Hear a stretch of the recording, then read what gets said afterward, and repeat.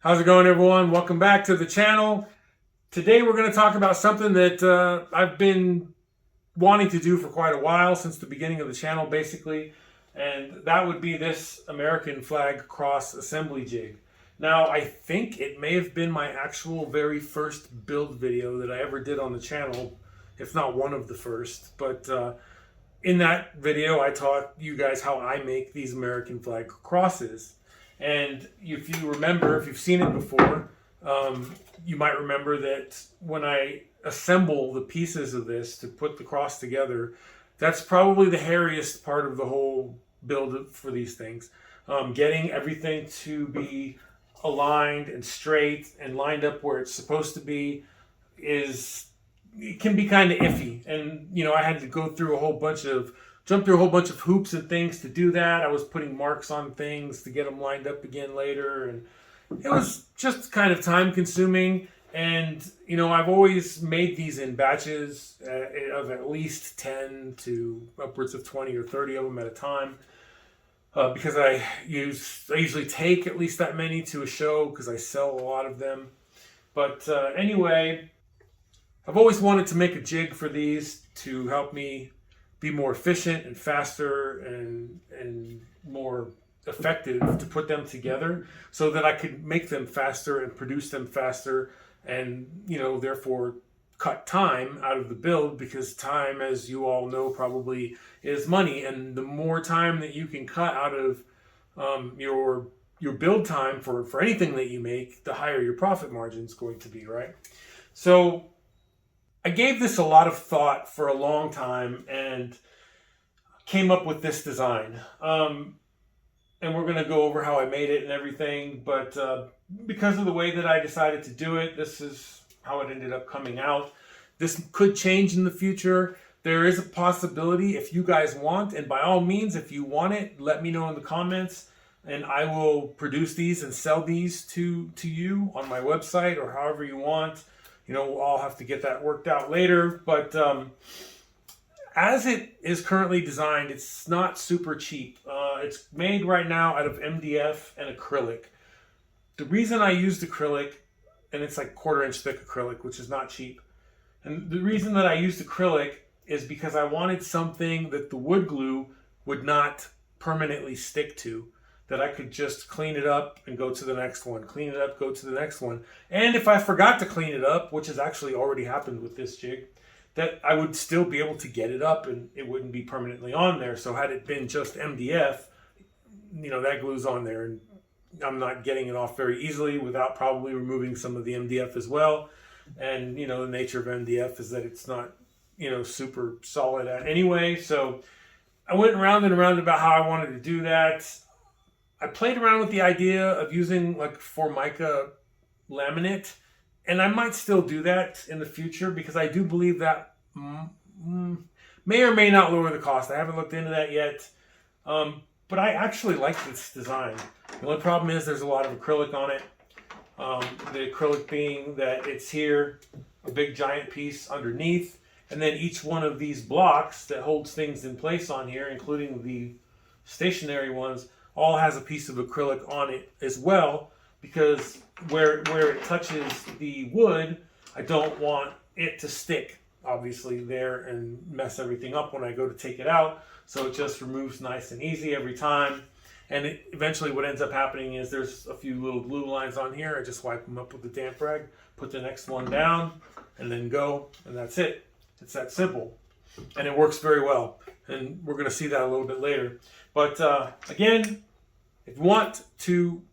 if you have any desire to have one of these, let me know in the comments, and I will perfect the design. There's small imperfections here, things that I can do better next time, but for the most part, I am extremely happy about this, and I'll go through some of those with you over the build video. For example, this little block right here, but we'll talk about that later. But anyway, that's what we're doing today. We're going to talk about this thing. I'm going to show you how it works, how I made it, and then you guys can let me know what you think and if you want one, and then we'll figure that out later. But that's what we're going to do today. So if you want to know about that, then stick around and find out.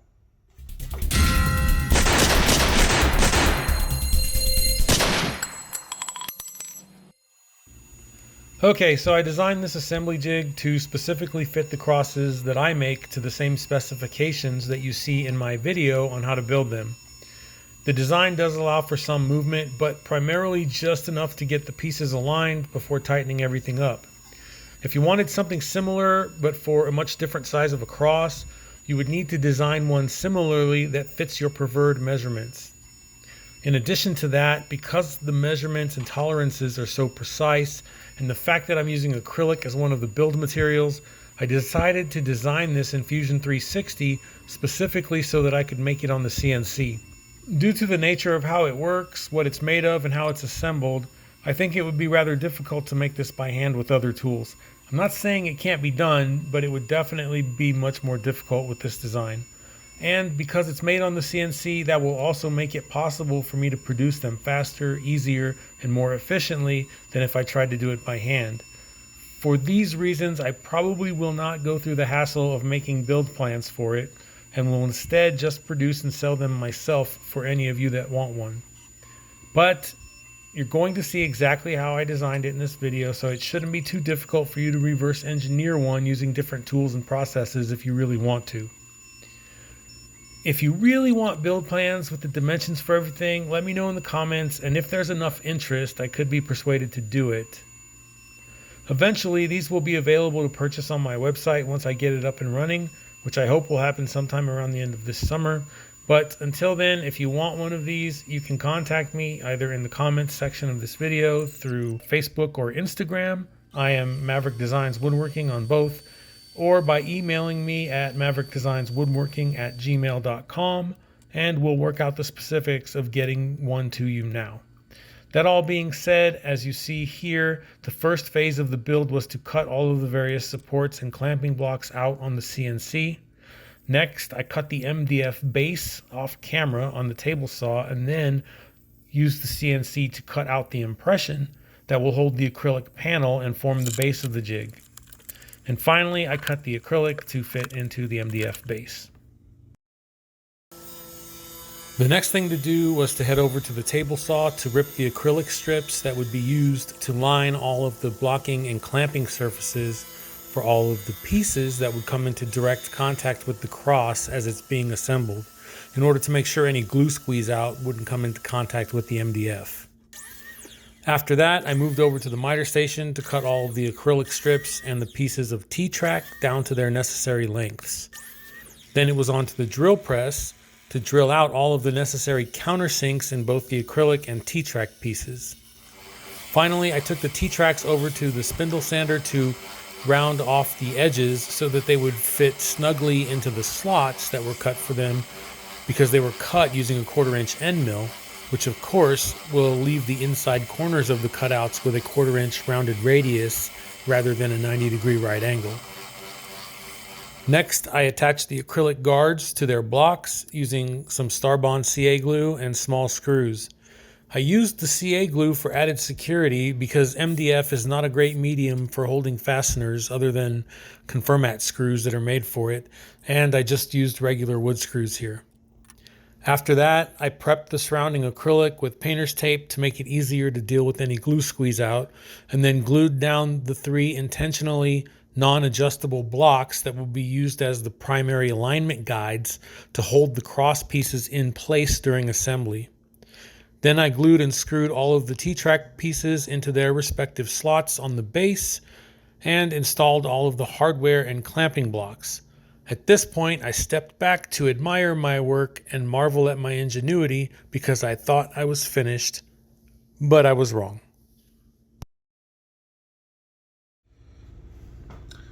Okay, so that's it. This thing is basically done now.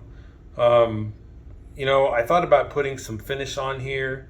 As you saw, I did actually put finish on these and then decided I didn't like the way that it looked or the texture of it. So I ended up sanding it back off. I think I'm going to leave it like this. I am going to have to put another layer on the bottom of it because the screws that hold the T-track in place went through all the way by, I don't know, like a thread and a half. So I'm going to have to put another piece below it. But for now, just to see how it works, before we get it completely finished, I want to tell you what my thought process was in designing it the way that I did. All right, so normally what I do when I put these crosses together is I take the two long pieces and I do them first, right?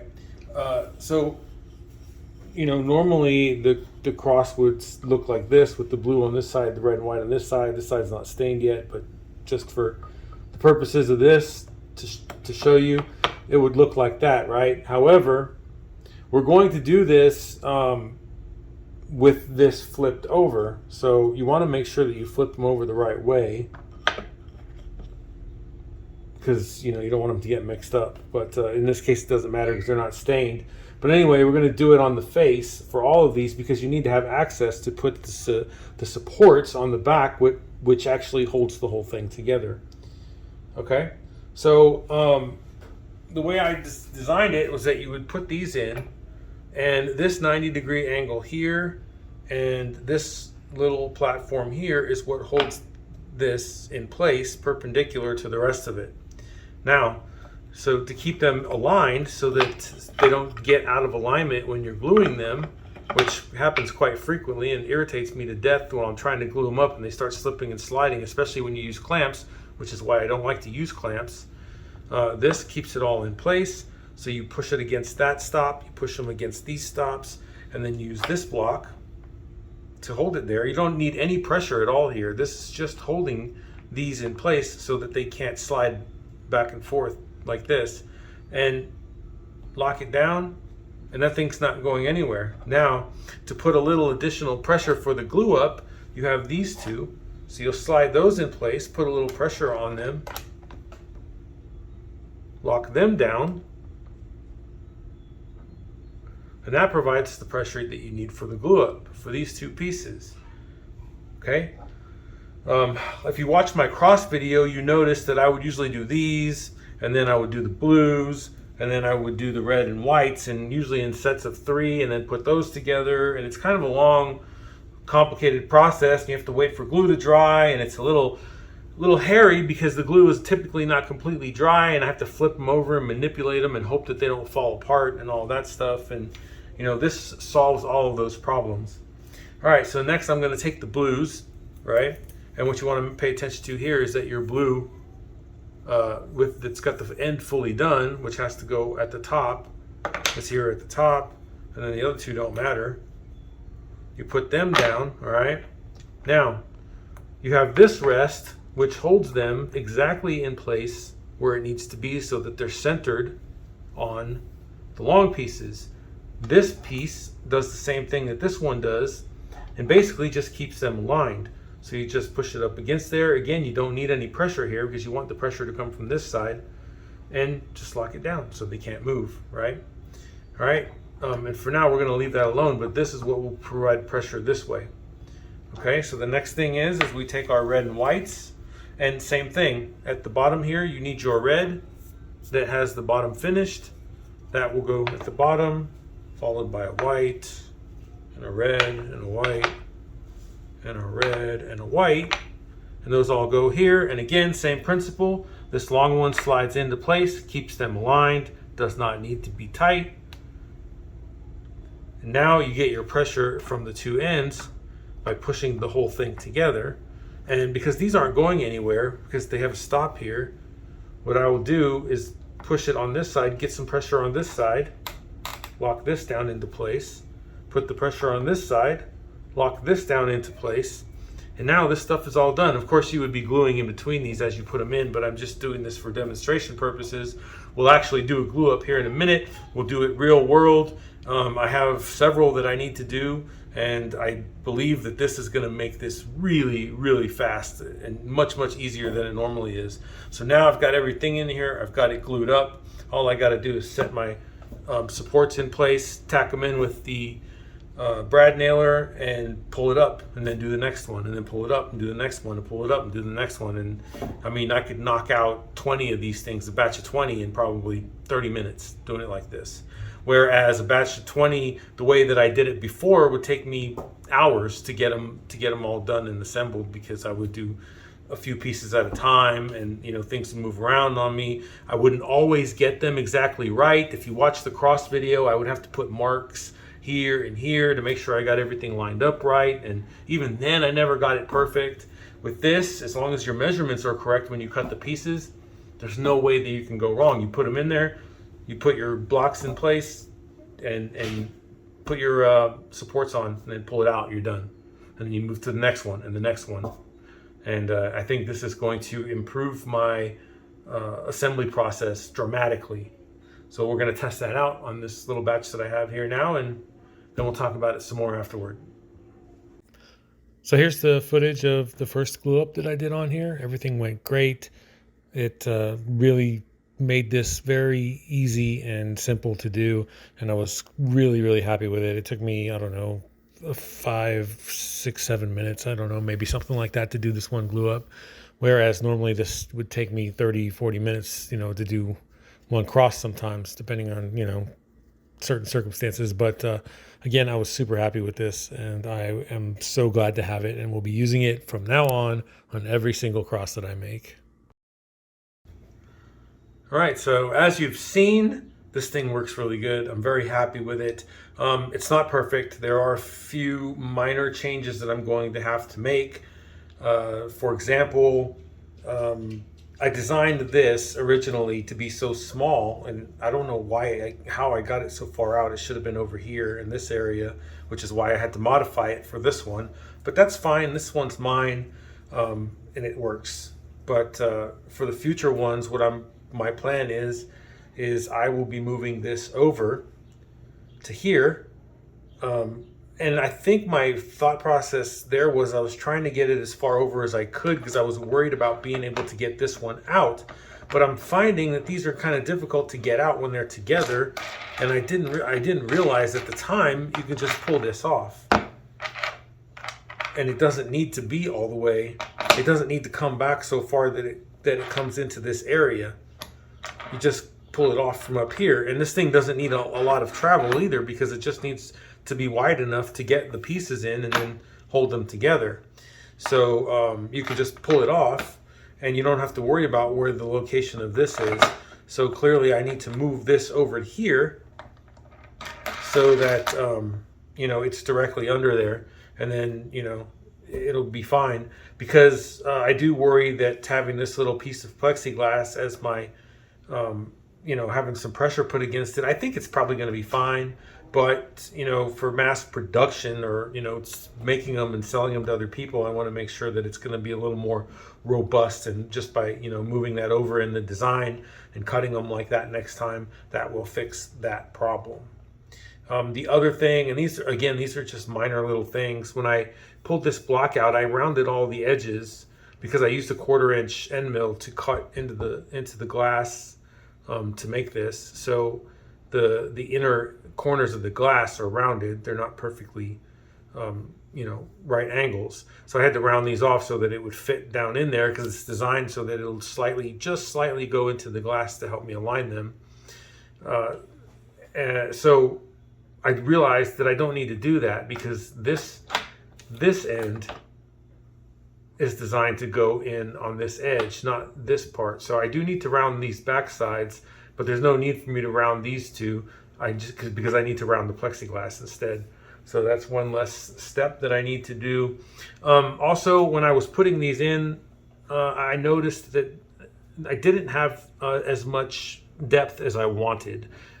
In some cases, they were almost dead even, and I had a hard time getting them to line up perfectly. And I don't want to put brad nails in the top just for aesthetic reasons. So what I think I'll do is the standoff that's below these, I'll lower it just a little by, like a thousandth or so, or not that, like a 1/10 of an inch or something, so that it'll slide down in. There's no reason for these to be completely as tall as the blocks, because they'll still function the same whether they are or they aren't. As far as just these three that are permanently in one position, the rest of these are fine just the way they are. And that way, when I go to assemble these, it'll be they might sit just a little bit below the tops of these, or a little, actually they're a little above now, so they're about even. But if they were a 1/10 of an inch below that, or 100th of an inch below that, just enough so that when I go to glue them in, they will pop right into the spot, and I won't have to worry about if they're in place or not. So I'll probably lower that standoff on the base just a little bit to accommodate that as well. And the last thing is, I don't know what I was thinking. Same thing about removing these things. When I designed this, I gave it extra space here. I think what it was is my intention was to make this longer, but then I realized that if I did that, this wouldn't slide out. So I had to make it very short, which means that I don't need this space here. So I'll probably modify the design so that it doesn't need to cut this out. Again, these are just minor little things that don't really mean anything. It's perfectly functional the way that it is, but they're just little tweaks that I'll do to perfect it going down the road. The last thing I needed to do, or the last thing I thought I needed to do, was to take care of those screws that had protruded out the bottom of my base. I had considered just laminating some 1/2-inch plywood or maybe 1/2-inch MDF to the bottom, but then I remembered I had a bunch of the hardboard that I use for the backs of some of my concealment boxes laying around, and I realized that this would work perfectly. Not only is it thin, lightweight, and durable, but it's also very, very cheap. While I had it flipped over, I decided to also put a few brad nails through the bottom and into those stationary blocks on the jig, just for extra security. So I measured out where the pieces were and used an extra set that I had made to trace out their shapes, and then fired a few 1 1/4 inch brad nails through the bottom into them. With that done and my OCD satisfied once again, I was ready to add the hardboard backer to the bottom of the jig. To do this, I just backed the screws out a few threads, then flipped it back over and sanded the nubs down where they had come through, then applied some glue, clamped the hardboard down to the bottom of the base, and secured it with some 5/8 inch brad nails, then flipped it over and tightened all the screws back down. Once again, I stepped back to admire the finished jig and my ingenuity, before realizing once again that I still wasn't done yet. I had forgotten to secure the acrylic down to the base of the jig. Normally, this wouldn't be a big deal, but I had some trouble holding that big jig level on my tiny Harbor Freight drill press table to make the countersinks, which in retrospect I should have probably just done by hand, but if I had done that, I wouldn't have been able to justify buying this awesome 15-inch floor model drill press that I found for an astounding $140 on Facebook Marketplace. Any excuse to buy a new tool, right? I'm so happy I have this thing and I can't wait to put it to use. Anyway, I installed the screws and this thing was finally done. All right, so that's going to wrap it up for this video. Honestly, I couldn't be happier with this thing. It works fantastic. I've already used it to put together probably 12 or so crosses, and it's worked flawlessly. It's dramatically improved my process for assembling them, making it much shorter, much more accurate, and much more efficient. So, I'm super happy with it. That being said, these will be available to buy on my website as soon as I get that done, but that might not be for 2 or 3 months. However, like I mentioned before, in the meantime, if you really want one of these before then, just let me know. You can contact me however is easiest for you. You can leave a comment in this video. Probably the best way to do it would be just to email me. And again, the email is maverickdesignswoodworking@gmail.com, and we'll get you set up with one of these. Lastly, if you could just do me a favor and subscribe if you haven't already. Hit the like button, leave a comment, let me know what you think about it. All those things make the algorithm like the video more, pushes it out to more people, and helps the channel out. So again, that's going to be it. As always, thank you for watching. Stay safe, happy woodworking, and I'll see you on the next one.